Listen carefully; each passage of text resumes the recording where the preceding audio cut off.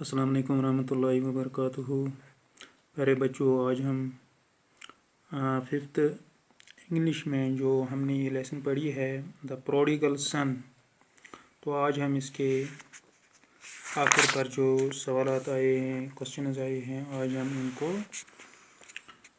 लिखेंगे और समझेंगे भी। तो पहला क्वेश्चन है इसका, सवाल नंबर 1, why did the man divide his wealth between his two sons.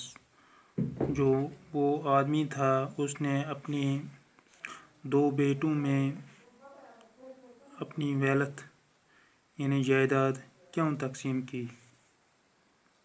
तो इसका आंसर मैंने यहाँ पर लिखा है, when the younger son demanded early division of his father's property and his यानी sons share, so the man father divided his wealth between his two sons। जब छोटे बेटे ने अर्ली डिमांड की यानी वक्त से पहले ही डिमांड किया है यानी मुतालबा किया है अपने बाप की जायदाद में से अपने हिस्से को लेने के लिए उसने मुतालबा किया अपने बाप से, तो बाप ने वो फिर तकसीम की अपनी वो जायदाद अपने बेटों में, इसीलिए वो मजबूर हुआ, वरना अभी उनका टाइम था क्योंकि अभी बाप उनका ज़िंदा था। तो सेकंड क्वेश्चन है हमारा, दूसरा question, why did the younger son hire himself to someone. उसने अपने आप को यानी हायर क्यों किया, यानी नौकर क्यों रखा किसी के पास, यानी अपने आप को नौकर क्यों रखा किसी के पास उस यंगर सन ने, छोटे बेटे ने, जब वो दूसरे मुल्क में चला गया था घर से भागकर या घर से निकलकर।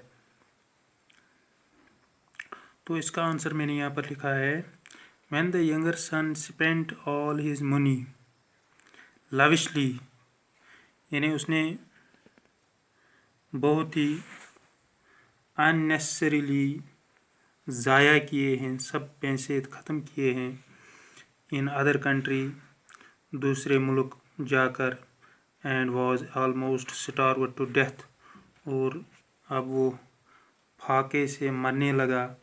सो he hired himself to someone, तब उसने अपने आप को किसी के पास यानी रखा एज सर्वेंट या नौकर। तो तीसरा क्वेश्चन है हमारा, what did the younger son decide to tell his father.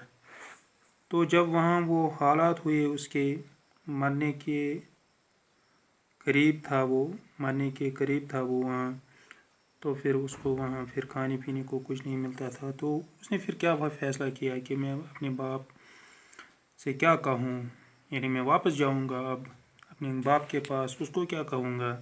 तो मैंने यहाँ पर इसका जवाब यहाँ पर लिखा है, the younger son decided to tell his father, I have sinned against heaven and you. मैंने गुनाह किया है, यानी मैंने नाफरमानी की है अल्लाह से और आपसे भी, यानी I no longer deserve to be your son. मैं अब इस लायक नहीं हूँ कि मैं यह कहलाऊँ, अपने आप को आपका बेटा कहलाऊँ। Treat me as one of your hired man. मुझे आप एक नौकर की हैसियत से अपने घर में रख दीजिए, and I will work for you, और मैं आपके लिए काम करूं। तो ये उसने फैसला किया है कि मैं यही बात अपने बाप से कहूं ताकि मुझे जगह मिले, मुझे रहने के लिए जगह भी मिलेगा, मुझे खाने के लिए रिज़्क यानी खाना भी मिलेगा, और मैं اپنی پوزیشن میں واپس آ جاؤں۔ تو آج ہم یہ 3 سوالات جو ہم نے کیے ہیں، تو آج ہم اتنا ہی کریں گے۔ مجھے امید ہے کہ آپ کو اتنا کچھ سمجھ آیا ہوگا۔ شکریہ۔